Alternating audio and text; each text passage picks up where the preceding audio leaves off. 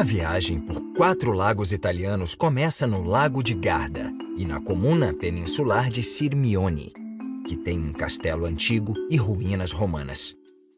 Depois segue ao norte até o magnífico Castel Beceno. E então, atravessa as montanhas e desce até o Lago de Garda, onde está a extraordinária Villa Vittoriale. Ao oeste está o Lago de Iseo e a ilha de Monte Isola. É o menor dos 4 lagos da viagem. Seguindo a oeste está a antiga comuna de Bérgamo, construída sobre a cidade romana de Bergamo. O destino seguinte é o terceiro lago da viagem, o Lago de Como, que tem belas vilas em sua margem, inclusive a deslumbrante Villa del Balbianello. Atravessando as montanhas para oeste está o Lago Maggiore e a última parada. É um dos jardins mais bonitos do mundo, a magnífica Isola Bella. O Lago de Garda é o maior da Itália e, como os 4 lagos que serão mostrados no programa, foi formado com o degelo de geleiras. No extremo sul, desponta a Península de Sirmio, que se estende por 3 quilômetros dentro do lago.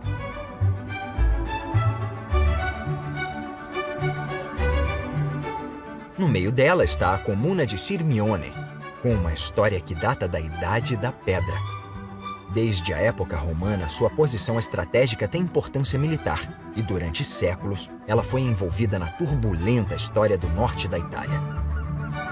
Isso deu a Sirmione seu principal cartão postal, o Castelo Scaligero, do século XII. Este é um raro exemplo de fortificação portuária medieval. O castelo leva o nome da poderosa família Scaligeri, que o construiu para guardar seus navios. Ele é cercado de água e tem 2 pontes levadiças, uma para pessoas e outra para navios. O castelo foi projetado para proteger a família dos inimigos e do próprio povo. As ameias têm um formato de cauda de andorinha típico do período, o que faz o castelo quase parecer de conto de fadas. Atualmente, Sirmione é um lugar turístico muito procurado e a cidadezinha cercada pelo lago fica muito movimentada no verão. Uma das melhores formas de chegar a Sirmione é voltar no tempo e fazer um agradável passeio num dos antigos barcos a vapor com rodas de pás, que foram convertidos para diesel. Eles navegam pelo Lago de Garda há mais de 100 anos. No extremo norte da península estão as Grutas de Catulo. O nome é inadequado, pois não se trata de uma gruta. Nem o poeta romano Catulo morou aqui. É verdade que ele morou numa vila próxima, mas isso foi muito antes de esta construção existir. A vila é uma casa de 3 andares de cerca de 150 depois de Cristo e foi construída para uma rica família patrícia. De fato, Catulo adorava este lugar e supostamente disse: "É com muita alegria que revejo Sirmione, joia das penínsulas e ilhas entre todas que Netuno recebe nos lagos transparentes e mares amplos." Ao redor do Lago de Garda existem comunas e vilarejos que, como Sirmione, datam da época dos romanos. Bardolino é um exemplo. Durante séculos, a pesca e a produção de azeite de oliva foram suas principais indústrias, até o turismo deslanchar no final do século XIX. Bardolino também é popular por causa do famoso vinho homônimo produzido nas encostas. Ao leste do lago, existe um profundo vale montanhoso e, pendurado na beirada de um precipício, há um mosteiro que parece desafiar a gravidade. Este é o Santuário da Madonna della Corona, um dos cartões postais mais impressionantes da Itália. Está localizado aqui porque, segundo uma lenda local, certa noite, no início do século XVI, moradores viram uma luz brilhante na encosta da montanha. Quando foram averiguar, encontraram uma imagem de Nossa Senhora segurando nos braços o corpo de Jesus. Em homenagem à estátua, construíram a primeira igreja, que tinha o tamanho de um único cômodo. Mas nos séculos seguintes, até o fim dos anos 1940, o santuário foi ampliado para receber peregrinos e turistas. Mas como conseguiram executar esta obra num lugar que parece impossível? Todos os materiais foram baixados com corda nos primeiros séculos e depois, nos últimos anos, com guindaste.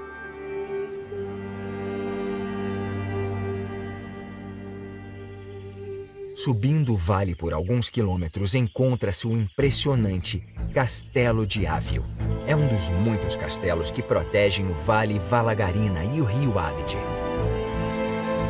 Foi uma importante rota comercial do norte da Europa para os estados italianos. No século XII, o castelo pertencia à família Castelbarco, que o entregou à República de Veneza 2 séculos depois. Então, ele mudou de mãos muitas vezes até o século XVII, quando a família Castelbarco o comprou de volta. Eles continuam sendo donos do castelo e o abriram ao público. O castelo é composto por 3 linhas de muralhas com 5 torres, inclusive a chamada Torre della Picadora, onde ocorriam as execuções. Inimigos e criminosos eram enforcados no topo da torre. Ao norte está o Castel Beceno.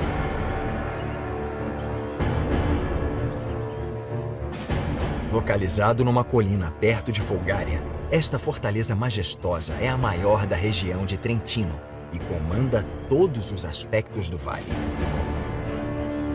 Os primeiros documentos escritos sobre ele datam do século XII, quando ele pertencia aos condes de Appiano e servia de residência da família aristocrata da Beceno.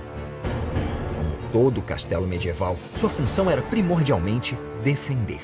Isso é visível em sua posição estratégica, que torna o castelo inacessível, e em suas muralhas gigantescas, que formam 3 bastiões imponentes que possibilitavam fogo de supressão de todos os ângulos. Em 1470, o castelo medieval passou para as mãos dos condes Trapp, que o transformaram numa residência particular e fizeram melhorias durante o século XVI.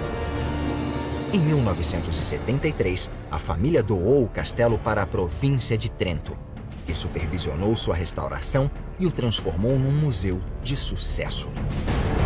Agora, os turistas podem provar e manusear as armaduras e armas dos séculos XV e XVII e conhecer todas as técnicas de combate da época. Talvez seja mais tranquilo passear pelas ameias e desfrutar das paisagens deslumbrantes que cercam este castelo magnífico.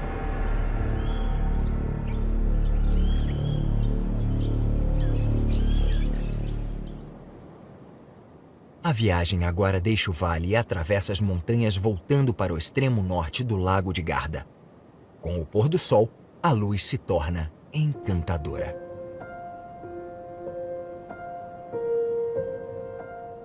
O formato do lago é típico do processo chamado morena, que ocorreu com a ação de uma geleira há milhares de anos. A parte norte do lago é mais estreita e cercada por montanhas. Falésias enormes descem até uma estrada que abraça o litoral rochoso.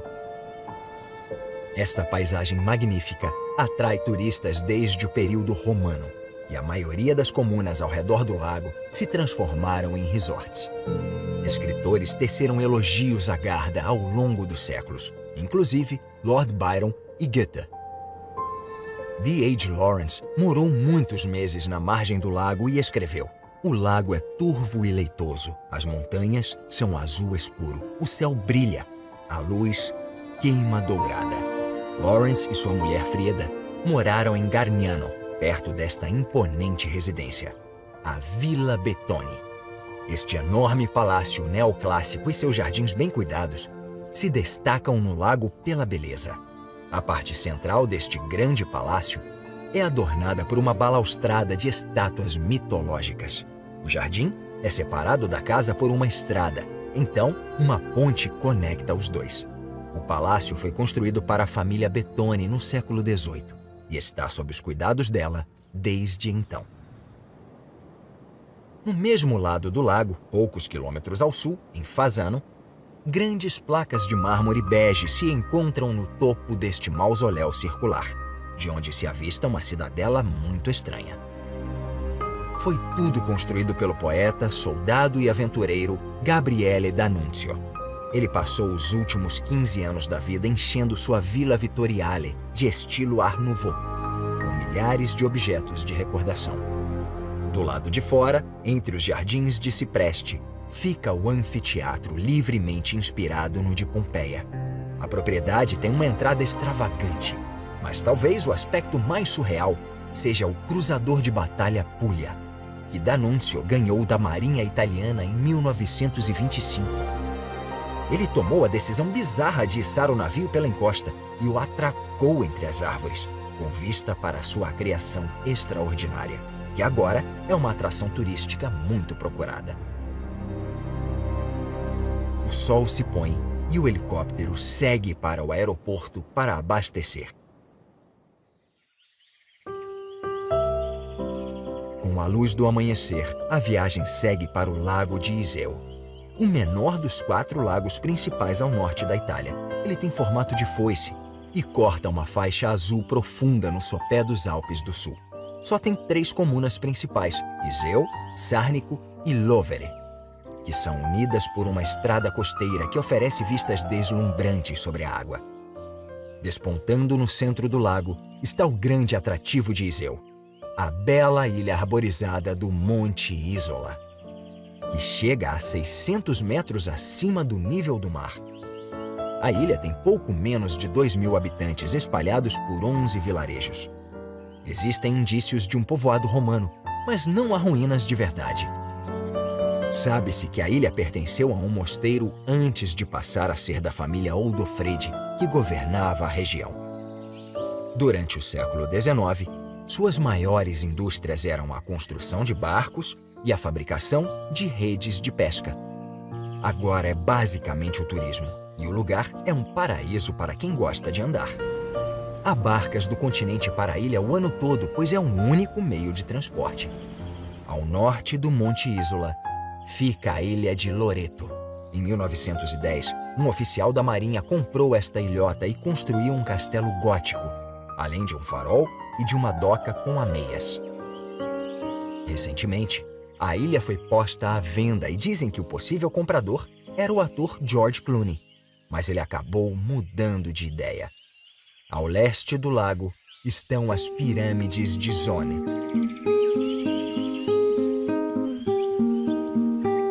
Estes formatos incríveis, próximos da comuna de Zone, são resultado de uma erosão rara que ocorreu em depósitos de barro e cascalho parcialmente cimentados.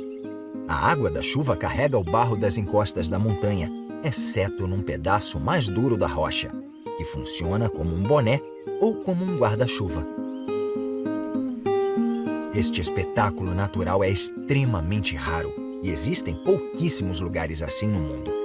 Em 1984, as pirâmides passaram a ser protegidas numa nova reserva regional que tem cerca de 21 hectares.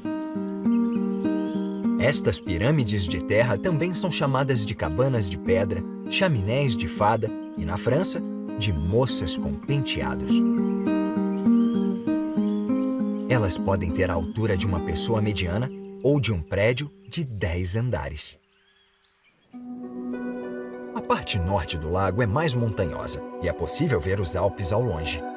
Esta paisagem majestosa é admirada há muito tempo. Segundo o trecho de um diário do século XVIII, nunca estive num lugar tão lindamente romântico em toda a minha vida. Existem 2 maneiras básicas de se locomover pelo lago: pela estrada litorânea, que conecta as comunas e vilarejos, ou pegando as barcas que atravessam o lago todo dia. Mas, para as autoridades italianas, existe uma terceira maneira: o hidroavião. O controle de tráfego aéreo avisou que um deles está vindo do sul. Em terreno montanhoso, pousar na água costuma ser a única forma de usar uma aeronave de asa fixa. Durante o verão, os hidroaviões ganham reconhecimento combatendo incêndios, pois podem pegar água de um lago ou reservatório, voar rapidamente até um incêndio na montanha e voltar para pegar mais água várias vezes antes de precisar reabastecer. A viagem segue a oeste rumo ao Lago de Como, e Bérgamo está no meio do caminho. A comuna moderna foi construída em cima da antiga cidade romana de Bergamo. 500 anos depois, ela foi destruída por Átila, o Huno, quando ele invadiu a Itália romana. Depois de devastada, a cidade voltou a crescer aos poucos e, em 1428, passou para o controle da República de Veneza, que fortificou a cidade que fica em cima de um morro. Hoje, essa área é chamada de Cidade Alta, e dentro das muralhas estão a catedral, prédios do governo, praças sofisticadas, muitos museus e um castelo. Está tudo interligado por ruas estreitas que têm 500 anos. O lugar também é muito procurado para morar. Com isso, também é muito caro para se viver. Bérgamo tem dupla identidade.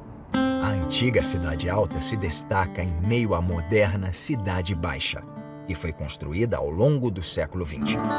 Um funicular liga as duas áreas. O Lago de Como tem o formato de um Y invertido, e numa das pontas o rio Ada forma dois lagos pequenos. O primeiro é o Lago de Oldinate, que é cercado por casas e fábricas. O segundo é o Lago de Garlate. Ele é famoso por sua fábrica de seda do século XVII, que foi revitalizada nos anos 1950, com o acréscimo de um museu. Na junção com o Lago de Como está a comuna de Lecco. A cidade, localizada na margem leste do rio Ada, tem um passado que data do período pré-romano e é repleta de vilas centenárias e de arquitetura moderna. Tem vistas deslumbrantes das montanhas e, é claro, do lago.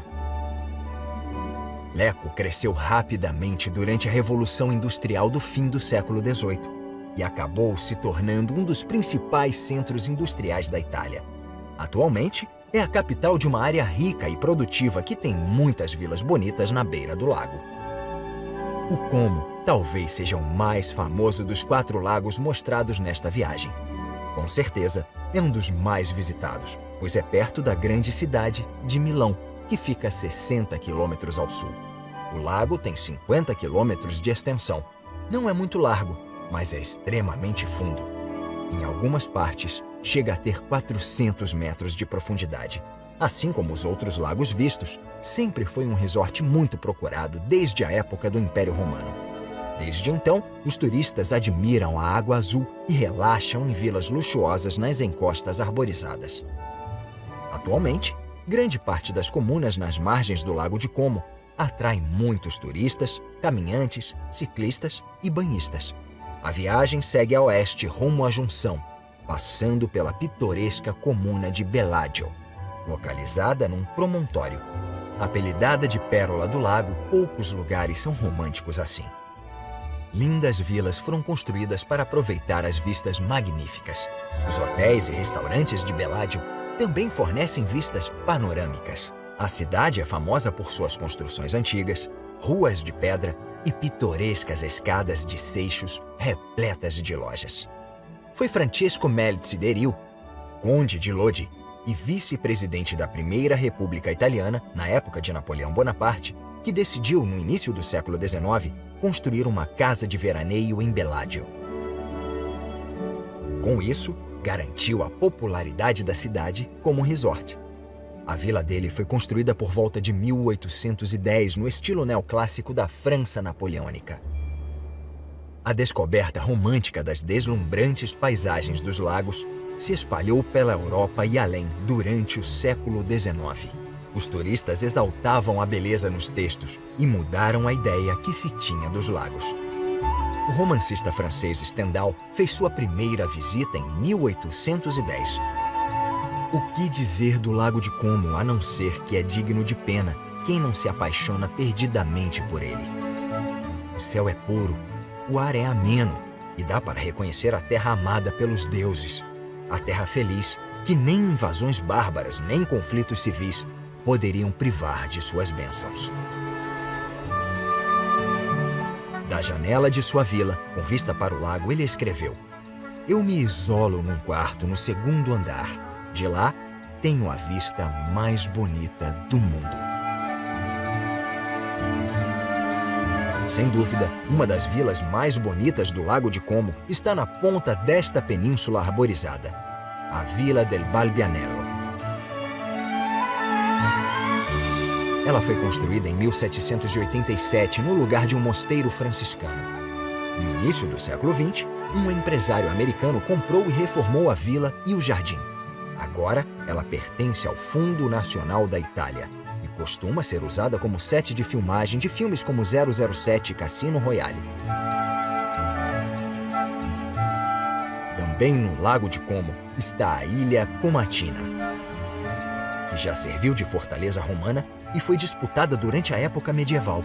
Agora é um lugar mais tranquilo e tem um restaurante muito frequentado. Num curto trajeto de barco, chega-se à comuna de Sala Comatina, localizada na enseada Zocca dell'Oli. O nome faz referência à produção em pequena escala de azeite de oliva no período medieval.